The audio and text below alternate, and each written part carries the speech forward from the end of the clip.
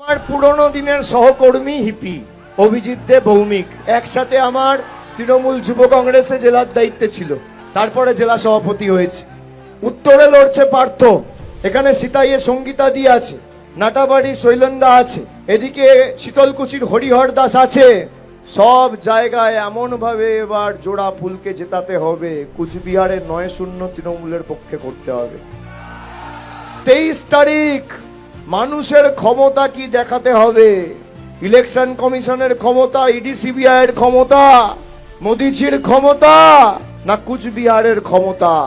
মানুষকে যারা অপমানিত, নিপীড়িত, বঞ্চিত, লাঞ্ছিত, অবহেলিত, শোষিত করে আমাদের অধিকারের টাকা বন্ধ করে রেখেছে, তাদেরকে কড়ায় গন্ডায় জবাব দিয়ে লেজে গোবরে আগামী দিন করতে হবে।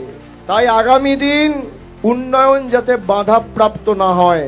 হিপি জিতলে আপনারা রাত্রি 2টোর সময় যদি দরকার পড়ে এক ফোনে পাবেন। আর বিজেপি যাকে প্রার্থী করেছে 150 কিলোমিটার দূর শিলিগুড়ি যেতে হবে, খুঁজে পাবেন না।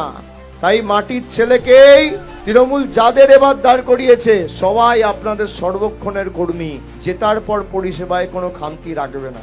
চতুর্থবার 4 মে মামাটি মানুষের সরকার। যারা আমাদের উপর হামলা করেছে, বাংলার ক্ষমতা কি দেখাতে হবে।